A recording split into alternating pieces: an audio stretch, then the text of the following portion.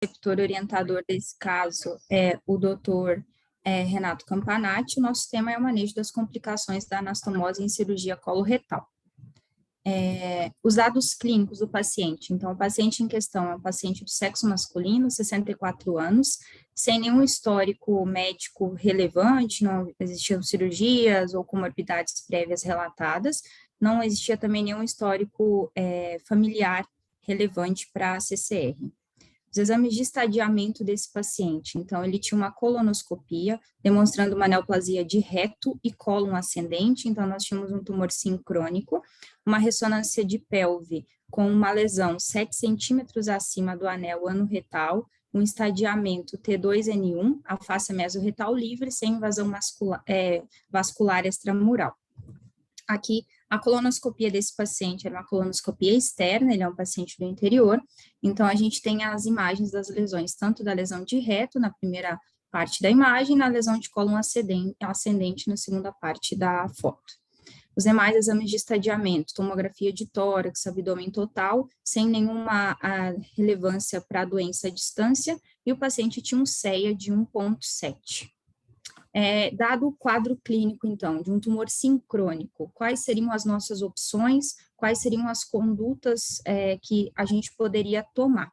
Então, para esquematizar, tornar a aula um pouco mais dinâmica, eu acabei fazendo uma tabela para que a gente pudesse fazer essas comparações. Então, existiam 3 comparações principais que a gente discutiu em equipe na época. O paciente poderia ter sido submetido, então, a uma proctocolectomia, a neoadjuvância ou a 2 ressecções separadas. De prós e contras de tudo isso, o que nós teríamos? A proctocolectomia seria um procedimento único, porém uma ressecção alargada, a gente não teria ali uma preservação intestinal, lembrando que é um paciente já idoso, apesar de sem comorbidades. Neoadjuvância para controle local, bem questionável no caso de um paciente T2N1, né, que demonstrava, esse era o estadiamento clínico desse paciente, na lesão de reto, ou 2 ressecções separadas, quando podíamos fazer, então, a preservação intestinal, porém, esse paciente seria submetido também a 2 anastomoses, tendo, né, o risco de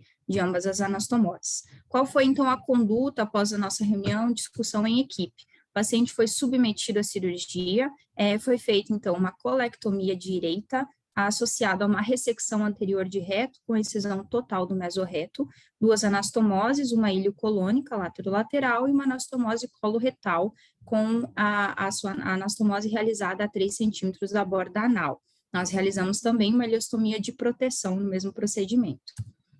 Como anátomo patológico, né, então o estadiamento patológico desse paciente, ele era um PT3N1 para lesão do reto, e um T1N0 para lesão de cólon direito. Nós tivemos algumas alterações no pós-operatório.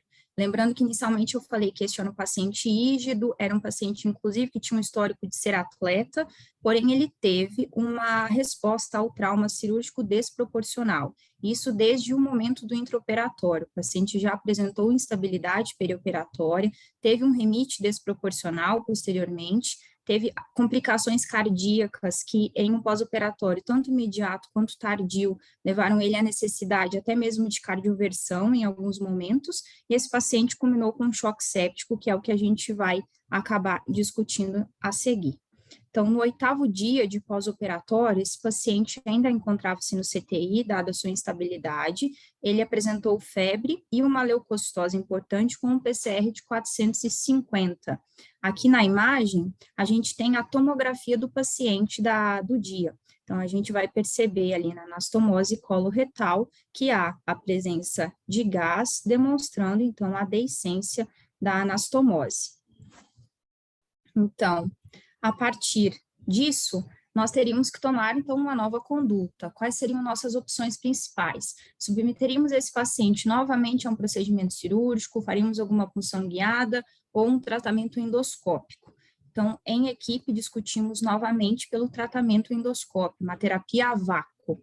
Esse primeiro vídeo, são vídeos bem curtos, tá? Mas eles vão demonstrar, então, como que era e como foi a evolução a partir do início do tratamento endoscópico. Então, essa aqui é a colonoscopia no primeiro dia de tratamento. Então, a gente vai observar uma loja da fístula bem extensa, o lúmen intestinal bem reduzido, bastante fibrina, bastante debris, e a partir disso a gente vai tendo as imagens sequentes. Então, nesse segundo vídeo, a gente já está no 5º dia de tratamento. Então, a gente vai observando que, paulatinamente, há uma melhora da mucosa, havendo mais tecido de granulação, a diminuição dos debris. Inicialmente, a foto demonstrava bastante, então, que realmente estávamos numa situação mais complicada. Aqui, no 3º vídeo, já no 12º pós-operatório do paciente, ele já com uma melhora relevante, mesmo em comparação à imagem anterior, que seria do 5º dia, que já teríamos quase 2 semanas, bastante área mais granulada, diminuição da fibrina, a gente consegue observar um pouco mais claramente a luz, e demonstrando até então uma boa resposta ao tratamento endoscópico. Aqui, no 16º dia, acredito que essa imagem até esteja um pouco melhor do que a imagem anterior, a gente já consegue ver a área de granulação um pouco maior, a loja da fístula menor, né, da deiscência, e com já menos área de fibrina, um tecido um pouco mais viável. No 19º dia de tratamento, então quase 20 dias pós-tratamento, a gente conseguirá ver, então, uma melhor resposta, até mesmo em comparação aos dias anteriores. Então, menos área de fibrina, mais área de granulação, tecido mais viável, demonstrando que realmente foi uma terapia positiva para o paciente naquele momento. Durante o decorrer do tratamento endoscópico, claro que o paciente permaneceu tendo suas complicações, isso foi tratado, o paciente teve as complicações cardiológicas que foram revertidas, ele teve uma melhora da instabilidade, voltou para a enfermaria, a gente acabou terminando, né, esse tratamento, ele não fez todo ele na terapia intensiva, o paciente já tinha uma melhora importante. Chegou a precisar de traqueostomia, a gente acabou tendo um acompanhamento multidisciplinar muito importante nessa questão de reabilitação também. E aqui, então, já 68 dias após o tratamento endoscópico, essa endoscopia, essa colonoscopia, o paciente já estava de alta até do serviço, mas assim demonstrando realmente que foi efetivo para a resolução do quadro de deiscência inicial. Então, aqui a comparação da imagem inicial, né, no 1º dia de tratamento e 68 dias após, como a gente teve a resolução do quadro. Evolução, então, no 59º dia de pós-operatório, o paciente teve alta com segmento ambulatorial, teve a nova colonoscopia, essa última demonstrada com a estenose da coloretal que foi dilatada, então o paciente teve a resolução dessa complicação após tratamento, e foi feito o fechamento da ileostomia em janeiro desse ano também, sem intercorrências. Segmento atual, então o paciente segue acompanhando com a gente no ambulatório, tem sim um LARS maior, acaba tendo mais sintomas, né, o paciente foi submetido a uma ressecção com uma complicação pós-operatória significativa, porém isso também melhora e tratamento ambulatorial. Sobre o caso clínico é isso, passo a palavra agora para o meu preceptor para dar início à contextualização teórica do tema.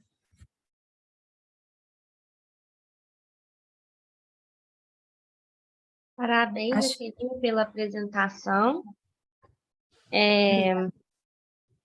Agora nós vamos passar a palavra para o doutor Renato Campanati, para poder fazer a aula, né? O doutor Renato Campanati é coloproctologista e endoscopista do Hospital das Clínicas da UFMG e Mater Dei, é doutor em cirurgia pela Faculdade de Medicina da UFMG e professor voluntário também da Faculdade de Medicina da UFMG. Pode começar a sua apresentação, doutor? Boa noite a todos. Vocês veem minha tela? Sim. Tá. Bom, então boa noite a todo mundo. Coube a mim fazer a aula dessa vez. É uma grande responsabilidade substituir a professora Magda, né? Mas espero que a gente consiga conversar um pouquinho. É um tema muito extenso. Então, inicialmente, até era um tema mais extenso ainda, de complicações em cirurgia coloretal. A gente pediu para falar a respeito apenas de complicações de anastomose. E é algo assim que não é muito legal de falar, né? Eu gosto de falar das coisas que dão certo, né? Não das coisas que dão errado. Mas então, só para a gente começar a contextualização, apenas a gente ter um contexto histórico, a primeira grande contribuição que a gente consegue ter nos dias atuais da cirurgia, a gente tem com Lambert no início do século XX, do século XIX, que ele fala sobre a importância da posição da serosa para fazer uma boa cicatrização de anastomose intestinal, de uma sutura intestinal. O Hauswirth, posteriormente, ele faz alguns trabalhos que mostram a importância da força tênctil da submucosa, então, alguns princípios que até hoje a gente tem consolidados em qualquer tipo de sutura ou confecção de anastomose coloretal. Já no finalzinho do século XIX, a gente tem uma revisão com mais de 60 tipos de sutura intestinal, que é uma coisa muito rica, né? E já no início de 1960, a gente tem a primeira padronização de um grampeador, inicialmente na União Soviética, que está nesse esquema que a gente consegue ver logo aqui, que era um grampeador manual, parecido com o que é hoje um grampeador de pele, né? Então, a gente tem uma grande evolução que nos levou até hoje a gente conseguir ter a nossa técnica cirúrgica para a confecção de uma anastomose coloretal. E quando a gente pensa numa anastomose, quando a gente vai conversar sobre complicações, eu penso que a primeira coisa que a gente tem que fazer é colocar quais são os nossos princípios de uma boa anastomose. Então, a melhor forma de a gente conversar sobre complicação é como preveni-las. Então, os princípios de uma confecção de qualquer anastomose, eu vou focar um pouco mais nessa aula sobre anastomose coloretal, mas de anastomose de maneira geral, esse pilar, que também foi descrito por Hauswirth no século XIX, que é a ausência de tensão, a boa vascularização dos dois segmentos que estão sendo anastomosados e a integridade da anastomose em si. Quando a gente vai falar sobre o primeiro princípio, que é a ausência de tensão, especificamente na anastomose coloretal, que isso é mais importante, a gente pensa na mobilização do ângulo esplênico. E aqui nesse desenho esquemático a gente tem três tipos ou três formas básicas de a gente conseguir fazer a mobilização do ângulo esplênico. A primeira pela forma inframesocórica, que a gente vai dissecar sobre o pâncreas e inferiormente ao mesocólon transverso. A segunda pelo ligamento intercolo epiplóico, então mobilizar o cólon transverso do aumento maior. E a terceira, mobilização lateral, que muitas das vezes a gente precisa utilizar as três formas, os três métodos para conseguir uma mobilização completa do ângulo esplênico. Então, aqui um vídeo que foi cedido pelo professor Rodrigo Gomes, que a gente consegue ver, pelo menos demonstrar as três técnicas. Então, nessa etapa da cirurgia, está sendo feita a ligadura da veia mesentérica inferior. Logo após a ligadura, a gente consegue ver a liberação do mesocólon transverso ficando acima e do pâncreas ficando inferiormente. Então, essa é a primeira etapa da liberação do ângulo esplênico, que é o andar, que é pelo método que a gente chama de inframesocólico. Então, esse método ele comunica tanto essa porção que é a retrocavidade com a porção inferior do mesocólon descendente. E a gente vai manter, então, o pâncreas inferiormente e o mesocólon transverso e descendente superiormente. A gente vai conseguir fazer essa mobilização. A gente tem por costume colocar uma gase, até por uma questão técnica de achar essa gase posteriormente por cima, e aí a gente vai para a segunda etapa, ou segundo método de mobilização do ângulo esplênico, que é a mobilização pelo ligamento intercolo epiploico. Basicamente, a gente quer separar o cólon transverso do aumento maior, atingindo a retrocavidade dos epíploos, comunicando com aquele primeiro pano que foi realizado, aquele primeiro espaço que foi comunicado, que é o espaço da retrocavidade, que foi feito pela via inframesocólica. Aqui já ao final, a gente está vendo o cólon transverso todo solto de suas aderências e ficando o aumento então para a esquerda, para a parte cranial do paciente. E a partir do final da secção, a gente espera encontrar a nossa gase, que está mais aqui ao final, que vai ser retirada igual a gente achou, igual a gente colocou lá naquele primeiro momento. E a partir daí, a gente começa a liberar as aderências laterais. A gente até inicia a liberação pelo andar supramesocólico e a gente termina aqui lateralmente para a gente ter a mobilização completa do ângulo esplênico. Então aqui a gente para aquela dissecção por cima, a gente vem a dissecção por baixo e comunica os dois planos de dissecção, deixando a gerota inferior e lateralmente, até mobilizar por completo o cólon descendente, que eu vou passar um pouco mais à frente, mostrando o final de uma mobilização completa do ângulo esplênico para a gente ter todo o cólon livre, né? Essa é uma etapa interessante até colocar o vídeo por via robótica, que é uma das etapas que às vezes é mais questionado de se fazer por via robótica pela dificuldade técnica. E falando um pouco sobre evidência sobre a mobilização do ângulo esplênico, a maior revisão sistemática que a gente tem essa de 2021, com mais de 42 mil pacientes, a mobilização do ângulo esplênico em relação a não mobilizar, a única evidência que a gente tem dessa revisão sistemática e meta-análise é o aumento do tempo operatório. Aqueles pacientes que mobilizam, aqueles cirurgiões que realizam rotineiramente a mobilização do ângulo esplênico têm um risco de um aumento de tempo operatório de 27 vezes frente àqueles que não mobilizam de maneira rotineira. Sem interferência ou sem risco aumentado de deiscência anastomótica, conversão, sangramento operatório ou ilho pós-operatório. Apesar da gente ter pelo menos 2 trabalhos ou outras 2 meta-análises demonstrando uma relação da mobilização do ângulo esplênico com fístula anastomótica, o que é algo controverso, porque um paciente que mobilizaria o ângulo esplênico teria maior incidência de fístula anastomótica, talvez por tempo operatório, talvez por sangramento, não se sabe. Essa primeira revisão é uma revisão brasileira, de um grupo gaúcho, e essa segunda revisão, um pouquinho mais recente, de 2019, chinesa, ambas mostrando um maior risco de fístula anastomótica nos pacientes que mobilizaram o ângulo esplênico. E se mesmo assim a gente não conseguir chegar a uma anastomose coloretal, a gente tem outras 2 alternativas clássicas que todo cirurgião coloretal sabe, já ouviu falar e já fez em alguns casos dramáticos, que é a rotação do cólon de maneira anti-horária, que é a cirurgia de Deloyer, ou a anastomose, o abaixamento do cólon por via retroileal, passando por dentro do meso do ilho terminal. O Deloyer, propriamente dito, é um procedimento extremamente difícil de se fazer por via minimamente invasiva. O posicionamento do colo a gente roda não só anti-horário, como a gente roda ele no eixo, então antero-posterior. Agora, a via retroileal é uma via que a gente já conseguiu reproduzir uma vez, até foi o motivo de uma publicação nossa da Disease of Colon Rectal, que a gente consegue posicionar esse cólon passando por via transileal. Então, a gente consegue ver aqui, por exemplo, ó, o fechamento de um paciente de um fechamento de Hartmann, viu que a anastomose estava um pouquinho tensa para descer. A gente consegue colocar esse ilho, voltar esse ilho em direção à pelve, e a gente consegue identificar aquela janela avascular, a gente consegue fazer uma brecha no mesentério do ilho terminal, por onde a gente vai conseguir passar esse cólon. E de maneira muito interessante, a gente consegue ganhar alguns centímetros para conseguir uma anastomose sem tensão.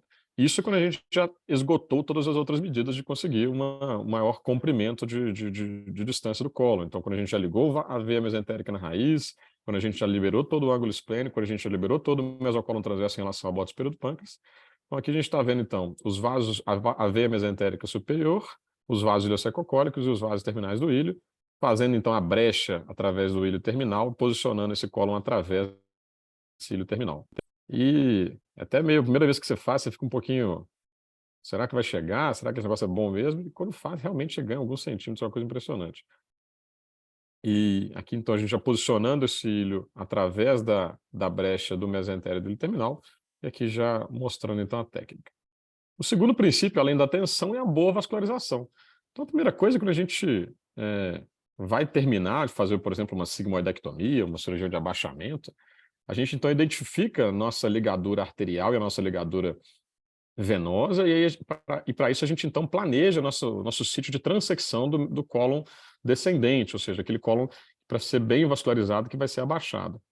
Uma das coisas mais simples e mais interessantes que a gente pode fazer é aquele teste de arcada, o teste de ouro, que basicamente a gente vai clampar a parte distal da arcada vascular, da arcada marginal de Drummond, e vai cortar com uma tesoura fria para ver se o sangue está chegando, se a gente tem um bom fluxo arterial. E igual a gente consegue ver no vídeo que a gente tem uma boa vascularização nesse caso.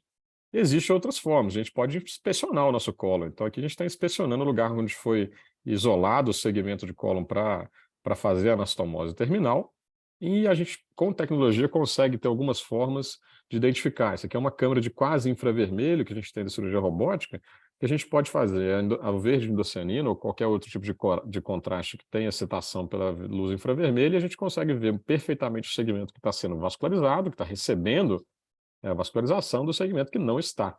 Que aqui a gente consegue ver no vídeo bem claramente o lugar que tinha sido escolhido para a anastomose que está recebendo boa vascularização. E existe evidência quanto ao uso rotineiro da verde indocianina na prevenção de fístula anastomótica. Esse aqui é a meta-análise que foi publicada na Surgery em 2020, com 20 estudos e mais de 5.000 pacientes, que a utilização do verde endocianina reduziu em 50% a incidência de fístula anastomótica, de 8,6% para 3,7%. Em quase 10% dos casos, houve mudança no sítio de transecção que tinha sido inicialmente previsto. Ou seja, a gente consegue ver, através desse forward plot dos trabalhos que foram incluídos nessa meta-análise, uma redução importante, um odds ratio de 0,46, igual a gente está vendo aqui, do risco de fístula anastomótica naqueles pacientes que fizeram o verde endocianina nos trabalhos incluídos nessa meta-análise. E, por fim, o terceiro princípio é você ter uma integridade de anastomose. Então, quando a gente adapta a ogiva do grampeador, a gente olha se ela está bem adaptada ao cólon distal, né? Se a gente não tem, está bem limpo, a gente não tem nenhuma gordura que pode deixar um tecido muito espesso. E após a gente disparar esse grampeador, a gente checa os nossos anéis de grampeamento, como estão sendo demonstrados nesses dois vídeos. Então, a gente abre o nosso grampeador circular, coleta os nossos dois donuts, né, as nossas duas rosquinhas, e inspeciona se as duas estão íntegras, estão amplas, se a gente não tem nenhum tipo de defeito que a gente consegue avaliar pelos dois anéis de grampeamento. E, obviamente, após a confecção de uma anastomose, a gente consegue fazer um teste de anastomose. Então, aqui a gente está demonstrando uma anastomose ao nível do promontório, né, com a introdução do grampeador circular pelo reto, e a gente consegue ver, então, o cuidado que a gente pede para a pessoa que está introduzindo, para o nosso colega que está introduzindo o grampeador por via retal, tendo bastante cuidado no sítio que a gente vai esterilizar esse grampeador através da linha de grampeamento, evitando esse excesso de gordura do mesorreto posterior, para que a gente não tenha um tecido muito espesso. Nesse caso, o pistão do grampeador ele até transfixou pela linha de grampo, não necessariamente a gente faz isso, a gente costuma passar por logo atrás, faz essa anastomose, conferindo de novo os outros dois princípios de ausência de tensão e boa vascularização. A gente consegue ver aqui o cólon que está de bom aspecto e a anastomose aparentemente íntegra também de bom aspecto. A gente tem, por costume, fazer por uma terceira vez o verde endocianina, então a gente confere novamente a boa vascularização do colo, igual está sendo demonstrado que está chegando, que está bem vascularizado, que está com endocianina positiva.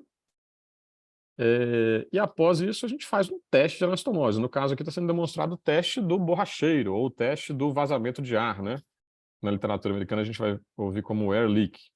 Então a gente inunda a pelve com solução salina, e a gente vai basicamente jogar ar por dentro do reto. A gente quer ver esse cólon distender e não ver nenhuma bolha, né? Nenhum tipo de vazamento de gás.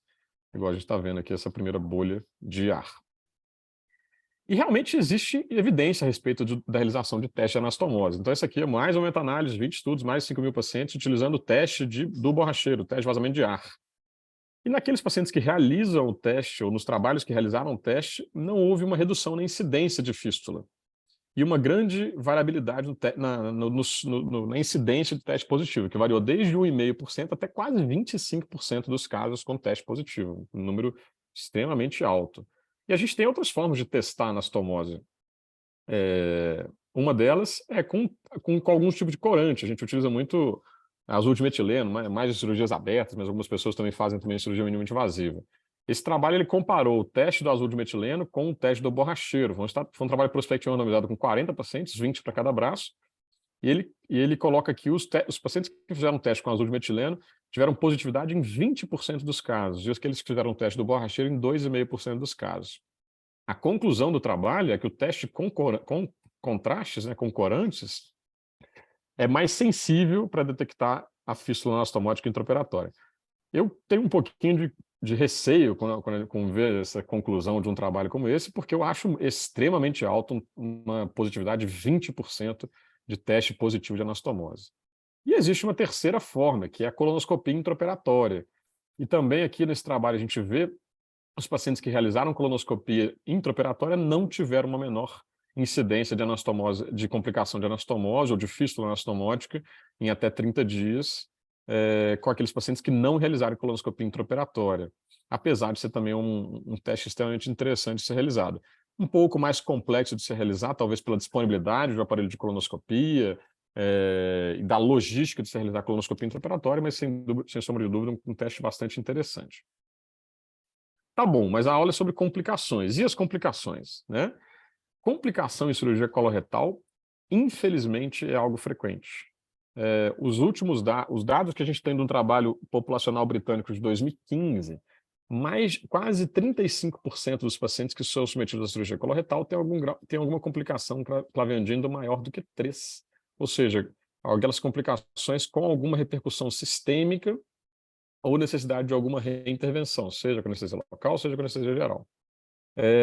Então, incidência de 20% a 35% de complicações maiores, complicações graves. Eu sempre lembro de uma aula do Steven Wexner, que ele fala que a coloproctologia representa 10% dos procedimentos cirúrgicos realizados mundialmente e 25% das complicações intra-hospitalares, que é algo importante. A nossa mortalidade em até 30 dias pode chegar até 9%, 2 a 9% nessa casuística britânica.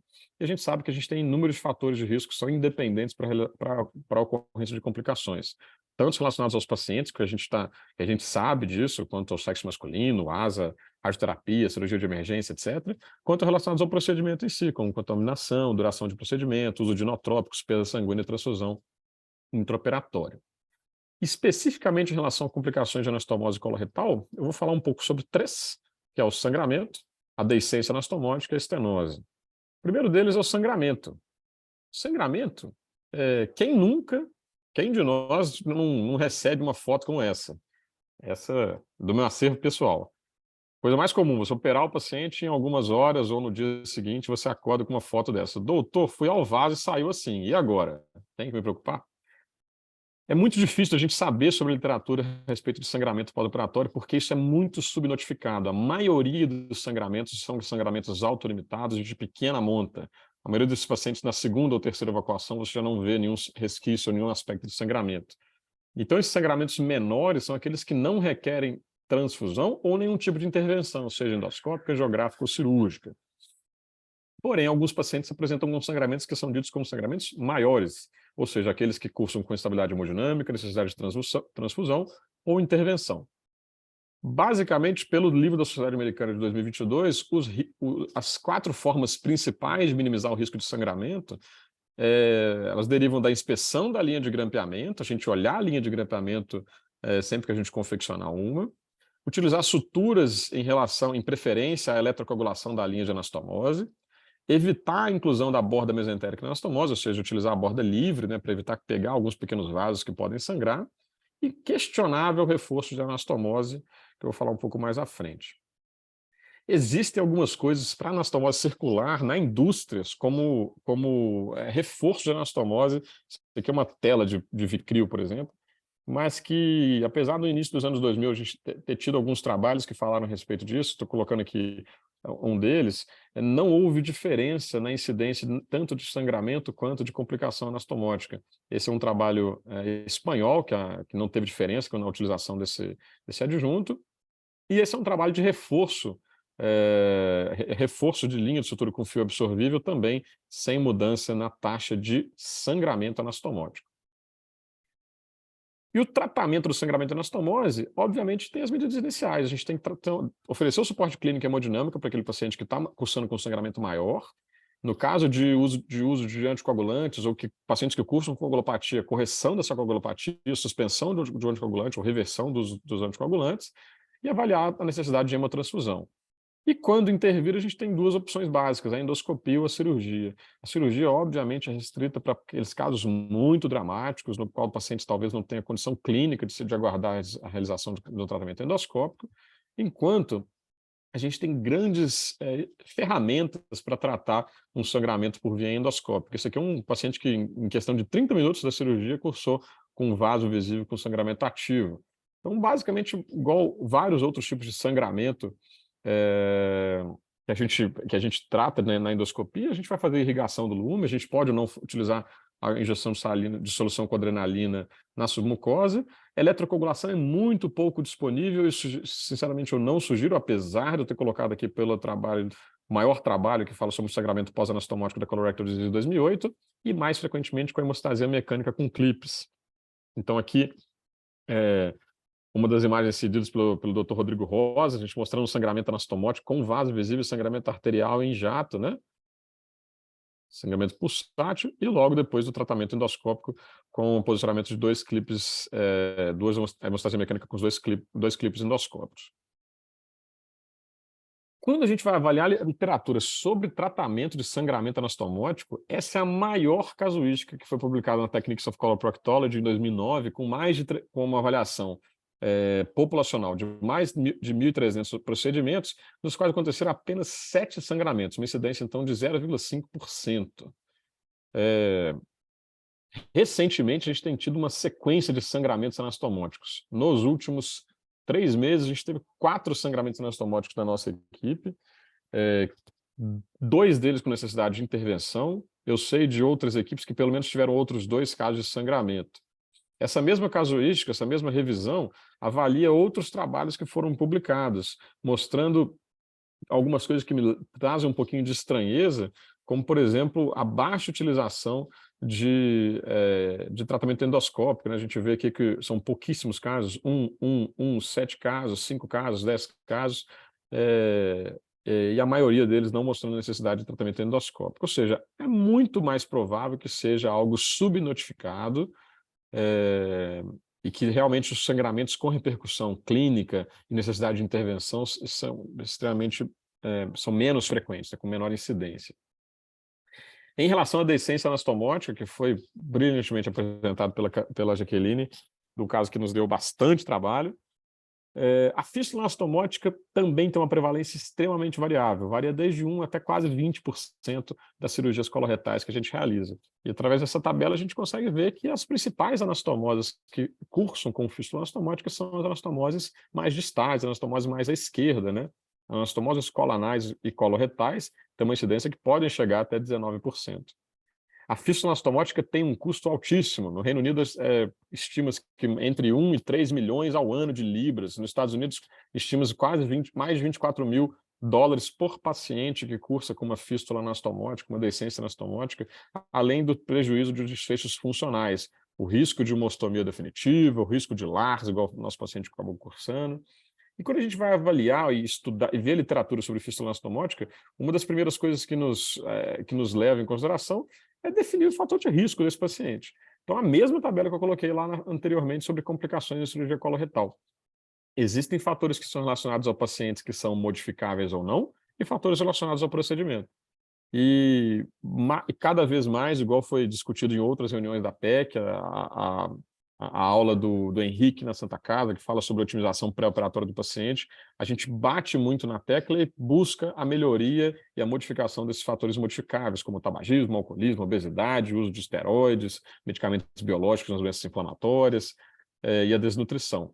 E também relacionados ao procedimento, a contaminação operatória, duração, perda de sangue, transfusão operatória, que são coisas também importantíssimas. E a gente tem dados para a gente fazer a predição de risco anastomótico, que são muito interessantes. Tem uma série de nomogramas e trabalhos que nos falam sobre risco de fístula em cirurgia coloretal, compartilhando aqui 2 tipos muito comuns, que eu acho que conhecimento de todos, que é a calculadora do Colégio Americano de Cirurgiões, que é esse riskcalculator.fax.org, que é muito interessante o programa, não só para fístula anastomótica, como para outras complicações clínicas também. E esse outro site britânico, que é o anastomosticclick.com, para anastomoses à direita, né, de cólon direito. E uma coisa que nos frustra bastante quando a gente vai avaliar a literatura é a grande variabilidade na definição de o que é uma fístula anastomótica. Nessa revisão de 2001 do British Journal of Surgery, a gente que contemplou 97 estudos, a gente tem 57 definições diferentes de o que é uma fístula anastomótica. Então, desde aquela fístula, daqueles trabalhos que diagnosticam apenas como um vazamento identificado numa reabordagem cirúrgica, até aqueles trabalhos que contemplam pacientes que têm alterações laboratoriais. Então, é muito variável, e por isso a gente tem que ter muito cuidado em analisar a literatura quanto a medidas que avaliam diferenças na incidência das fístulas anastomóticas. Mas, se a gente puder resumir as definições do que é uma fístula anastomótica, a gente tem critérios clínicos laboratoriais, radiológicos e, obviamente, cirúrgicos. Então, clínicos laboratoriais, a maioria deles são critérios de suspeição, são aqueles pacientes com febre, dor, irritação peritoneal e drenagem purulenta ou fecal pelo dreno ou pela ferida operatória. Os critérios radiológicos cada vez mais frequentes empregados são aqueles pacientes que evoluem com coleções peranastomóticas e naqueles com extravasamento de contraste intraluminal. E, obviamente, o diagnóstico cirúrgico naqueles pacientes com contaminação entérica ou fecal grosseira ou aqueles que têm uma deiscência completa, uma disjunção da anastomose. Esse algoritmo, um algoritmo que eu acho que todo coloproctologista tem na cabeça, foi escrito em 2008 pelo grupo da Cleveland Clinic de Ohio, no qual, quando a gente tem uma suspeita, uma definição de uma fístula anastomótica, a gente tem que iniciar, obviamente, o suporte clínico hemodinâmico e antibiótico terapia, e a partir dali a gente avalia esse paciente. No caso de pacientes com deterioração clínica importante, com estabilidade hemodinâmica, drenagem fecal entérica franca pela ferida, é muito difícil que a gente não empregue o tratamento cirúrgico, ele não deve ser postergado. Mas naqueles pacientes que se apresentam com uma suspeita ou definição de fístula e que não tem essa gravidade clínica, a gente pode e deve seguir uma investigação radiológica e seguir, por exemplo, por uma possibilidade de um tratamento conservador. Quando a gente pensa em tratamento cirúrgico, qualquer um de nós tem alguns casos clássicos que a gente vai lembrar de ver algo assim na ferida, né? Uma drenagem fecal, uma drenagem purulenta franca pela ferida, no qual a gente vai ver essas nossas tragédias que estão relacionadas com o nosso trabalho. Não tem dúvida quanto a uma drenagem fecal ou purulenta desse jeito pela ferida operatória, da necessidade de um tratamento cirúrgico. E obviamente, também numa reabordagem de um paciente com uma fístula anastomótica, a gente pode encontrar essas disjunções, essas deiscências completas de anastomose, igual eu estou mostrando. E quando a gente vai oferecer e realizar um tratamento cirúrgico num paciente com uma deiscência anastomótica, aqui colocando 4 opções básicas para o tratamento cirúrgico, a principal é a ressecção e a confecção de uma ostomia terminal. Obviamente, em alguns casos muito específicos, a gente pode fazer uma ostomia em dupla boca. Em casos muito selecionados, especialmente em contaminações muito limitadas e muito restritas, a gente pode fazer uma ostomia proximal e drenagem. E em casos mais selecionados ainda, uma reanastomose e uma ostomia proximal. Quando a gente vai reabordar esses pacientes, frequentemente a gente vem naquela série de outras complicações. Aqui que está colocando uma outra complicação de uma reabordagem, um paciente foi operado inicialmente por laparoscopia, então a gente vê uma baita de uma laparotomia, a gente vê um paciente obeso que a gente confecciona uma colostomia terminal e um desabamento parcial dessa colostomia terminal, quase aqui 25% da colostomia em bom aspecto, que foi optado por tratamento conservador e evoluiu com essa pequena estenose de pele. Então, assim, junto com a fístula, não só pelos riscos de mortalidade, uma série de riscos de questão funcional, uma série de outras complicações que vêm junto. E talvez uma das mais temidas, que infelizmente todos podem se lembrar de algum paciente que pode ter evoluído assim, complicações tão graves quanto, por exemplo, uma laparostomia, e essas tragédias que igual eu estou mostrando nessa imagem. Em alguns casos de tratamento cirúrgico, a gente mesmo nos surpreende com possibilidade de evolução favorável. Essa aqui foi uma paciente que foi submetida a uma anastomose coloretal, e a gente vê que ela evoluiu com uma fístula com um extravasamento grosseiro de contraste, né? Então a gente está vendo aqui o contraste foi introduzido por via retal, com um vazamento grosseiro na cavidade, uma grande coleção. Essa paciente foi submetida a uma cirurgia com ressutura da anastomose, que era uma anastomose muito distal, e uma tentativa de preservar essa anastomose, e com uma ostomia proximal. Com 6 semanas da cirurgia foi feita uma reavaliação endoscópica dessa anastomose, a gente vê ainda muita fibrina, alguns fios cirúrgicos, alguns artefatos cirúrgicos na avaliação endoscópica, igual a gente consegue ver nessas 2 imagens, e com 4 meses dessa última avaliação endoscópica, a gente vê uma cicatrização completa, né?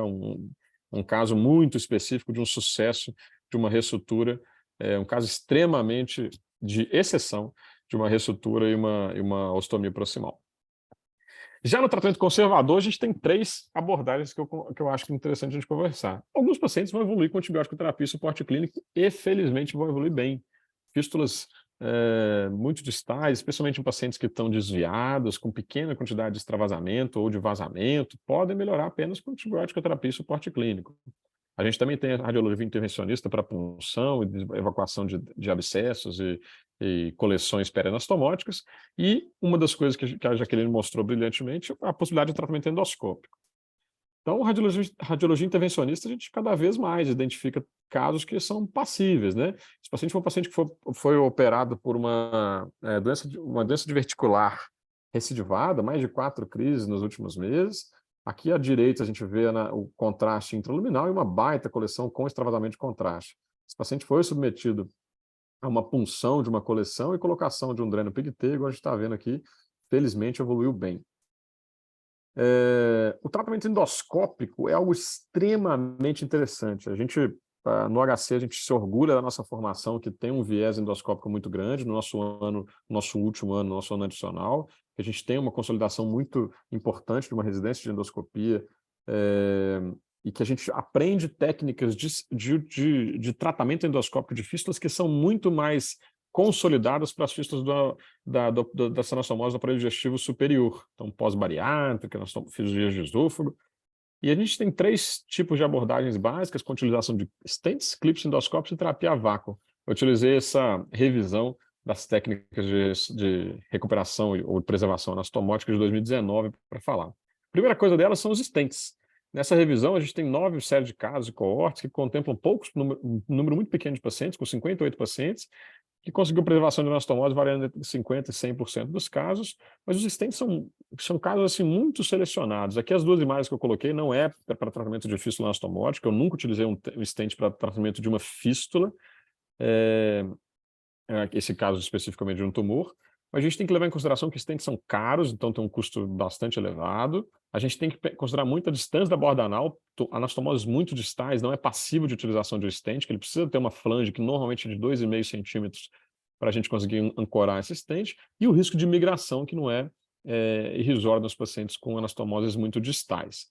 A gente tem que lembrar do custo no risco de migração, especialmente porque os stents eles podem ser revestidos, parcialmente revestidos ou não revestidos. Esse stent que está demonstrando aqui é um stent não revestido. Os stents revestidos, eles migram mais e são mais caros. Em segundo lugar, os clipes endoscópicos. Nesse trabalho específico foram 7 séries de casos e coortes com 62 pacientes.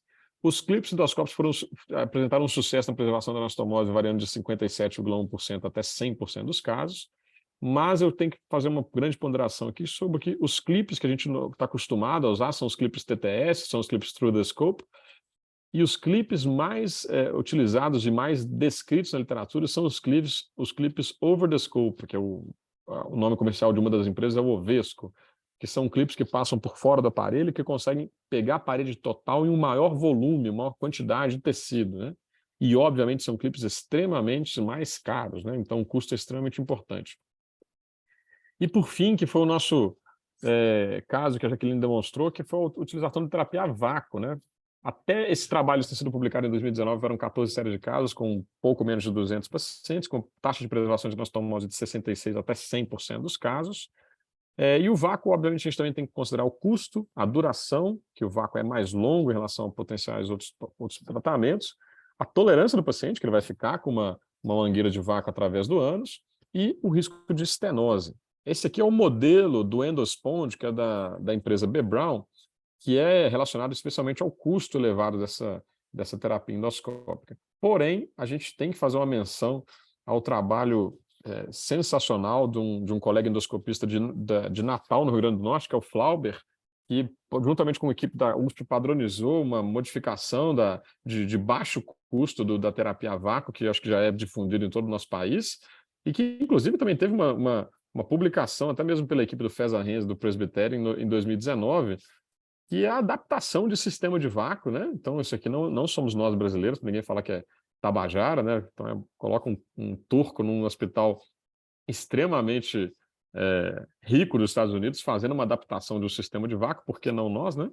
Ele vai fazer uma adaptação de um sistema de vácuo, fazendo da mesma forma que muitas de nós realizamos para aumentar alguns orifícios para fazer a drenagem, uma esponja e colocar esse sistema dentro dessa esponja, fixar com pontos e introduzir, nesse caso até ele está introduzindo com um espéculo por via transanal para utilizar essa terapia endoscópica. E nós temos uma qualidade, um nível de evidência melhor numa meta-análise de 2022, já com quase 700 pacientes em 24 séries de casos e coortes, mostrando que a mediana do sucesso de cicatrização nas fístulas submetidas à terapia a vácuo é acima de 80%. Na maioria dos pacientes que utilizando uma ostomia protetora, e que em 66,7% dos pacientes reverteram a ostomia, com uma taxa muito baixa de complicações relacionadas ao método do vácuo de 12%. Por fim, falando da estenose de anastomose, a estenose de anastomose, a gente depende muito do tipo de anastomose, da altura da anastomose, mas a gente tem algumas alternativas, como, por exemplo, dilatação digital e instrumental, com vela de Egger, até mesmo com dilatação no consultório, né, com toque retal. As dilatações endoscópicas, que a gente utiliza normalmente balão hidrostático, mas também pode ser utilizada a vela de Stavarri giliar.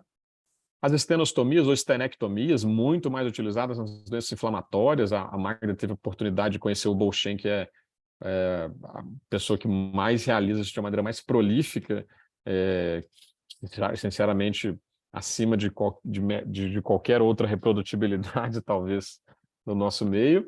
E a reconfecção de anastomose, que obviamente é uma das possibilidades, você refazer a anastomose que evoluiu como estenose. E aqui, por fim, eu queria compartilhar um dos casos que a gente teve o prazer e o desafio de realizar no HC. Essa paciente é uma paciente que tinha sido submetida a uma cirurgia de Duhamel e ela evoluiu com a estenose completa da anastomose. Aqui a gente consegue ver o aparelho sendo introduzido por via retal, nessa imagem à esquerda, que a gente vê uma cicatriz completa, uma estenose completa da anastomose, a gente nem vê grampo aqui, né? E aqui, uma colonoscopia que foi feita anterógrada, ela foi passada pela ileostomia e chegou até na anastomose do Duhamel, também vendo a cicatriz completa, né? Uma estenose completa da anastomose. Quando a gente fez esse exame com 2 aparelhos, a gente consegue ver que, tanto por via retal, quanto por via dessa colonoscopia anterógrada, a gente conseguia transiluminar através dessa parede, e a gente teve a ideia de fazer uma estenotomia. Então, aqui, a gente, por via retal, a gente introduziu um needle knife e fez o corte através dessa nossa estenose completa. Aqui a gente está vendo a ponta do needle knife cortando através de uma visão direta da colonoscopia anterógrada e a introdução de um fio-guia. A partir desse fio-guia, a gente fez uma dilatação hidrostática com balão hidrostático e a gente fez o rendezvous, né, o encontro dos 2 aparelhos. Olha que interessante, imagem mais doida, né? O aparelho que estava pela colonoscopia interógrada encontrando o aparelho que estava sendo introduzido pelo ânus. Então, encontrando esses 2 pontos de estenose. E a partir disso a gente colocou um stent totalmente revestido, então uma prótese totalmente revestida. Então, por essa estenotomia, a gente coloca uma prótese para fazer um tratamento de estenose.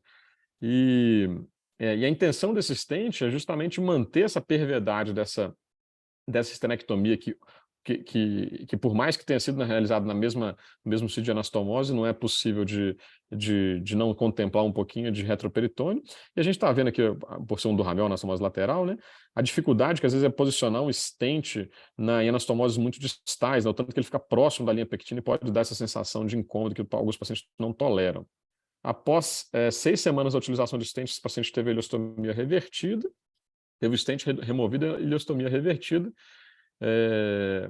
Para quem nunca viu retirar um stent, aqui demonstrando a retirada do stent por via anal, mostrando também o tanto que estava distal esse stent, né? E o quanto que a gente consegue ver aqui as 2 flanges do posicionamento do stent revestido, e essa paciente no controle endoscópico da anastomose, mostrando que hoje em dia, se você não vê esse caso, nem sabe que ela já teve uma estenose de um jeito bem interessante. Então, por fim, gente, as mensagens finais que eu gostaria de falar é importantíssimo a gente estratificar o risco de cada um dos pacientes. Quando a gente vai operar um paciente, tem uma voz na nossa cabeça falando: esse paciente tolera alguma complicação? Né? Devo fazer uma anastomose ou não? Devo proteger essa anastomose ou não? Qual que é o risco desse paciente? A gente tem formas objetivas de avaliar esse risco que a gente deve levar em consideração na nossa tomada de decisão. Nós temos que ter um rigor técnico para seguir os princípios de anastomose segura, e a gente tem formas de fazer isso de maneira extremamente padronizada e extremamente cuidadosa tecnicamente, inclusive com auxílios tecnológicos, igual eu mostrei do verginidocianina e tudo mais.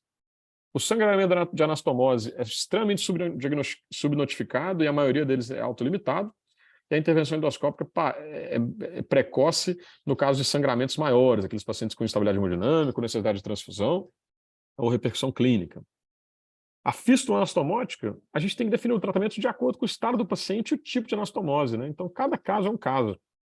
Porém, cada vez mais, nós temos estratégias que a gente consegue preservar uma anastomose, especialmente anastomoses distais, especialmente anastomoses extraperitoneais, tanto com técnicas de radiologia intervencionista e técnicas endoscópicas. Eu sou um grande defensor do vácuo, né?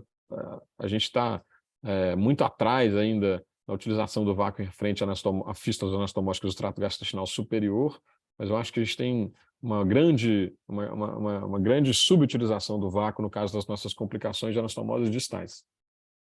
E no caso de estenoses, o tratamento endoscópico já está muito mais consolidado. A maioria dos pacientes eles são responsivos a tratamento com dilatação de balão hidrostático. A gente tem possibilidade de realizações de procedimentos mais avançados, de estenostomias, igual o Bochen já mostrou para a gente no caso de estenose de doença inflamatória. E claramente a gente tem a possibilidade de reconfecção de anastomose, que nem sempre é uma possibilidade no caso de anastomoses muito distais, no qual o paciente teria que ser submetido, por exemplo, a uma cola anal, que são cirurgias muito mais mórbidas. Muito obrigado, um tema extremamente longo, mas eu espero que possa dar alguma discussão. Um abraço. Parabéns, doutor Renato. Foi muito boa a apresentação, muito rica em imagens. Vou, então, começar com as discussões, né? Vamos começar hoje com o doutor Carlos Amorim, apresentando o serviço do Hospital das Clínicas de Pouso Alegre.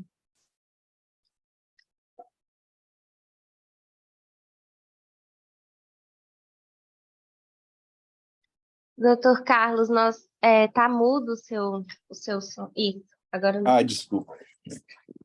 Boa noite a todos. Eu gostaria de parabenizar a doutora Jaqueline pela apresentação do caso clínico e parabenizar o Renato também, que fez um resumo muito bem ilustrado, né, com aquilo que eu acho que é o fantasma da nossa especialidade, né? Todos nós, quando fazemos uma cirurgia, às vezes a gente fica satisfeito e vai dormir e fala, nossa, será que aquela anastomose ficou boa e tal? E a gente, por mais que a gente vai adquirindo experiência, a gente sempre preocupa, né? A gente sempre é um fantasma que ronda a gente, né? E tomar as decisões nem sempre são fáceis, porque muitas vezes a gente vê um paciente com um quadro clínico bom, mas às vezes com aquele dreno de sucção que a gente deixou vazando um volume considerável, e a gente não tem à mão, às vezes, um tratamento muito personalizado, e às vezes a gente acaba tendo que levar o paciente à laparotomia e fica frustrado, porque uma vez que a gente tenta suturar ou desconecta a anastomose, dificilmente esse paciente pode ser que ele seja condenado a ficar com a colostomia, né? Para frente, né? Então, de fato, todos nós que temos um pouco mais de experiência na especialidade, sofremos, né? E a gente casa com o paciente, sabe a história do paciente, conhece os parentes do paciente, e é a hora que a gente tem que muitas vezes dar a mão para o paciente mesmo e sofrer junto, né? Eu não tenho muito para comentar da parte teórica, não. Aqui em Pouso Alegre, a gente tem até um índice relativamente baixo de deiscência, mas é aquele negócio, né? Você faz 30 cirurgias muito boas, mais uma que dá pepino, a gente sofre demais, né? Enfim, quero parabenizar o Renato. A gente já usou uma terapia a vácuo aqui há um tempo atrás, mas não para uma deiscência, não foi bem uma deiscência, foi uma fístula enteroatmosférica, que a gente teve que fazer uma adaptação meio tupiniquim, e sofreu um pouco, mas no fim das contas o paciente foi super bem e hoje ele está vivo e muito bem. Então, a terapia a vácuo endoscópica ainda a gente não teve oportunidade de testar, não. Mas é isso. Parabéns mais uma vez. Obrigada, doutor Carlos. Agora eu vou passar a palavra para o doutor Emerson Ude, professor e coordenador da residência de proctologia da UFPM. Boa noite a todos. Boa noite, Ana Paula. Você, como sempre, brilhando, né? Tudo bem? Tudo bem. Como se diz, tem que parabenizar a Jaqueline e o doutor Renato pela exposição, porque falaram muito, fizeram um levantamento da literatura, que a gente sabe que isso não é fácil. Eu gostaria de comentar algumas coisas que a gente vive no dia a dia, com os nossos residentes, tudo isso. Com relação àquele trabalho da mobilização do ângulo esplênico, eu acho que, como se diz, se temos que liberar o ângulo esplênico porque o paciente tem um câncer, temos que ligar a mesentérica inferior e a artéria, obviamente, em pacientes mais idosos, claro que nós poderemos ter irrigação muito comprometida, e por isso aquele trabalho que mostra quando mobiliza o ângulo esplênico acaba tendo um pouquinho mais de fístula. Por outro lado, descer um colo com tensão também não vai dar certo. Quando eu opero uma doença benigna, às vezes um diverticulite, um paciente mais idoso, se eu puder não ligar a mesentérica inferior, tanto a veia e a artéria, obviamente, eu prefiro, se tiver colo suficiente. Mas caso contrário, se é doença tipo câncer, nós não temos outra opção, aí temos todo aquele trabalho de liberar o ângulo esplênico assim por diante. Por isso eu gostaria de fazer minha consideração naquele trabalho onde trouxe a estatística de liberação do ângulo esplênico um pouquinho mais alta em fístula, provavelmente pela irrigação. E ainda com relação à irrigação do colo, o que a gente sempre procura usar é parar, olhar, corta um pedacinho com a tesoura do colo, observa se tem sangramento, se não tem, fica todo mundo dando opinião, tem irrigação, não tem, e acaba dando certo. Obviamente, colo mal irrigado, gordura na linha de anastomose no meio dos grampos, é pedir para ter complicação, sem dúvida nenhuma, né? Concordo com isso. A manobra do borracheiro. Eu sempre prefiro fazer manobra do borracheiro, muitas vezes usando o azul de metileno. Eu sei que tem a crítica, porque se ele vazar, borra tudo, e borrando tudo, a gente precisa lavar aquele azul, tirar e depois fazer o borracheiro para ver se identifica o local certinho. Mas a gente acostumou com azul de metileno, eu procuro fazer sempre com azul de metileno. Graças a Deus, o índice de fístula é muito baixo, e eu não gosto de ver azul de metileno, além de na seringa no que a gente vai injetar. A gente fica sempre preocupado com isso. Gostaria, mais uma vez, de considerar, com relação à consideração das fístulas, onde, mais uma vez, entra a conversa do preparo de colo, se a gente deixa dreno, assim por diante, já foi discutido em aulas anteriores, né? De qualquer forma, a gente continua preparando o colo, continua deixando dreno com o método convencional. Eu não tenho muita coragem ainda de operar o intestino sem preparo de um colo. Não um preparo tão enérgico, vamos falar assim, um preparo mecânico, né? Limpar aquela quantidade de fezes, que mobilizar um intestino grosso, pesado, com fezes demais, não gosto. Então, a gente procura preparar o colo, nem que seja mecanicamente. E, por fim, com relação à terapia a vácuo, né? Quando a gente vê os trabalhos, quando vão mostrar as fístulas em bariátrica, porque eu faço bariátrica também. As fístulas em bariátrica, graças a Deus, praticamente muito baixas, né, para todos nós. Obviamente, a terapia a vácuo parece que veio solucionar todos os problemas, tanto no bypass quanto no sleeve. E eles sempre têm um trabalho, pessoal do Nordeste, mostrando aquela sonda tupiniquim, vamos falar assim, onde coloca a esponjinha, coloca aquele plástico da 3M, ou então comprar a cara. De qualquer forma, não tenha dúvida que a terapia a vácuo é excelente pela literatura, sem dúvida nenhuma. Eu acho que diminuindo as pistas, porque a gente quase hoje em dia usa grampo em tudo, e não tem muito o que considerar, já que a aula foi completa de tudo, né? Muito obrigado a todos. E, mais uma vez, parabenizando a Jaqueline pelo seu trabalho e o Dr. Renato. Obrigada, doutor Hermes, pela sua contribuição. Agora eu vou passar a palavra para a doutora Cristiane Coizime, que vai representar hoje o Hospital Felício Roxo. Boa noite a todos. Vocês estão me ouvindo? Sim. Sim. Sim, então tá. Bom, em primeiro lugar, eu queria parabenizar a Jaqueline e o Renato. As aulas foram excelentes, um caso muito ilustrativo de uma resolução benigna, sem precisar de voltar para uma laparoscopia, uma laparotomia. E o Renato fez uma revisão bem completa. E realmente, como o doutor Emerson mesmo disse, é o terror, né, da nossa especialidade, são as fístulas e as complicações. Mas eu acho que todo cuidado, tanto no preparo pré-operatório quanto no pós-operatório, para a gente evitar as complicações, são a melhor saída. Porque, infelizmente, essas complicações elas são muito drásticas e, às vezes, desfechos muito desfavoráveis. Esse cuidado todo da gente verificar a vascularização, fazer a colonoscopia para verificar a anastomose, a gente tem tanta vantagem de verificar se tem alguma fístula quanto um sangramento também. A gente já teve alguns casos que a gente passou o colono após a confecção da anastomose, em que a gente via um sangramento ali ativo, já teve a possibilidade de colocar um clipe e evitou de ter que voltar para o bloco depois. E com a própria colonoscopia dá para a gente fazer o teste do borracheiro, porque você já está insuflando o colo e a gente enche a cavidade ali, a gente já pode fazer os 2 testes habituais. De rotina, no nosso serviço, a gente acaba fazendo azul de metileno, e a maioria das vezes a gente tem feito a colonoscopia perioperatória também para verificação.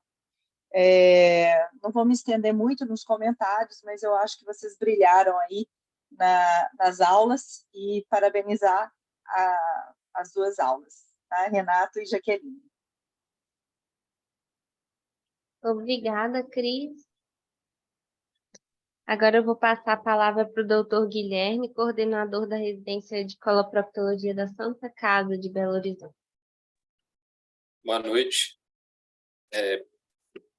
Primeiramente, parabenizar, né, a doutora Jaqueline, pela apresentação do caso, muito interessante a condução, que às vezes essas conduções a gente fica meio tentado a querer operar, né? Você viu, o paciente ficou quase 2 meses internado, né? Não sei se foi isso aí que eu entendi, mas demanda assim, uma devoção, né, para poder tratar do paciente, e no final você vê que o paciente só ganhou, né, porque se transformar o paciente numa ostomia, uma colostomia, às vezes a reconstrução do Hartmann a gente sabe que nem sempre é viável, ainda mais pós-complicação, pós-fístula, né? Então, às vezes o paciente fica com a ostomia o resto da vida por causa dessa complicação. Então, parabéns pela condução do caso. Realmente a terapia a vácuo é fenomenal, e no SUS a gente tem que de vez em quando dar uma rebolada, né? Fazer o vácuo tupiniquim, né? Do jeito que a gente consegue, até nas próprias feridas, né? Às vezes o paciente com uma laparostomia, alguma coisa do tipo, a gente acaba adaptando, e realmente é muito boa.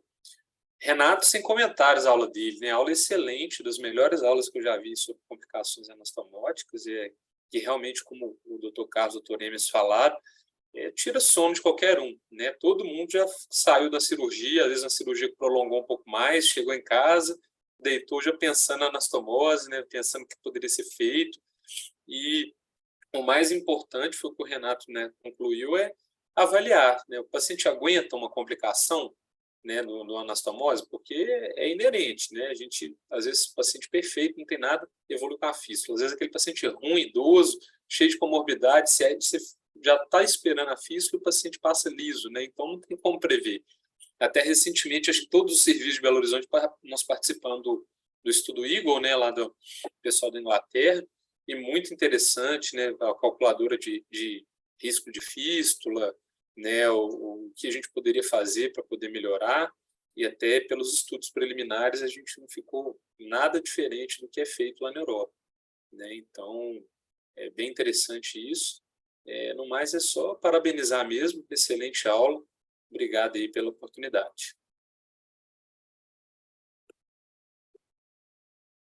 Obrigada, doutor Guilherme. Agora eu vou passar a palavra para a doutora Sinara, coordenadora da residência do Hospital do Ipsen.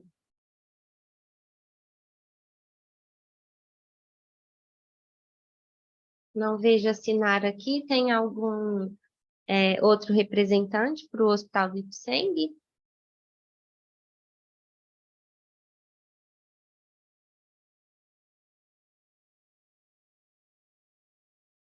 Bom, então vamos finalizar então a PEC. Muito obrigada, doutor Renato. Foi excelente a sua aula. Muito rica. Esqueceu de mim. Ah, doutora Magda, a senhora vai nos presentear aí com a contribuição sobre a aula do doutor Renato. Eu tenho que falar pouca coisa, né? Primeiro, eu tenho que falar só que eu tenho muito orgulho do meu time, né? Renato, Jaqueline, elegância, sabedoria e coisas mais. Então, eu tenho muito orgulho desse time. A aula do Renato foi brilhante, a apresentação da Jaqueline foi maravilhosa. Ela apresentou um caso difícil, e não só apresentou, como ajudou depois a conduzir. Eu acho que isso é mais importante ainda. a retidão de cuidar, de ter essa parcimônia do cuidado que tem com todo paciente, isso é mais importante do que tudo, eu acho. O Renato, ele é muito humilde, né? Ele colocou lá que ele é professor voluntário, mentira. Ele é professor concursado da Universidade Federal de Minas Gerais. É um menino brilhante e, assim, eu só tenho realmente elogios. Em relação à apresentação, tem uma coisa que eu queria falar que eu acho que às vezes ninguém sabe, ninguém presta atenção, por causa de sangramento.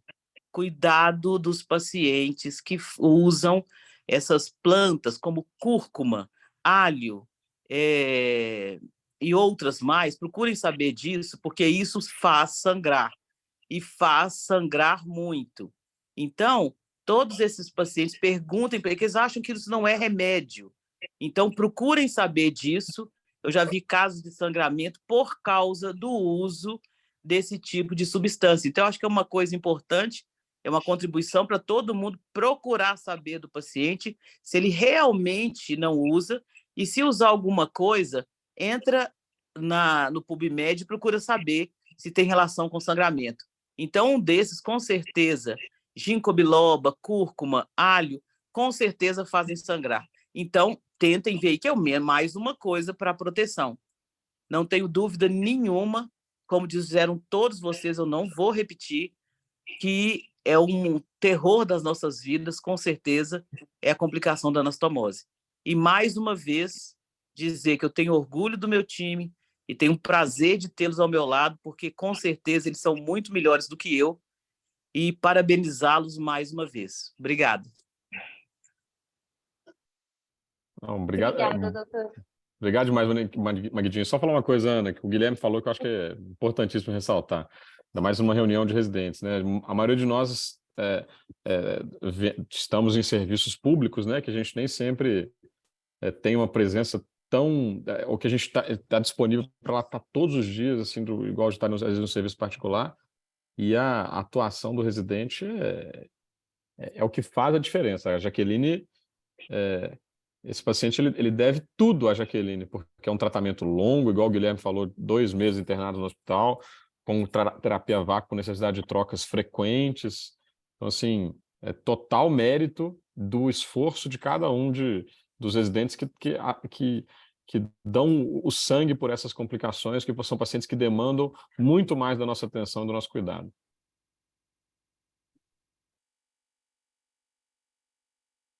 Parabéns, Jaqueline, parabéns, doutor Renato. Vamos, então, finalizar a PEC de hoje. Muito obrigada pela presença de todos. Hoje tivemos 45 participantes aí.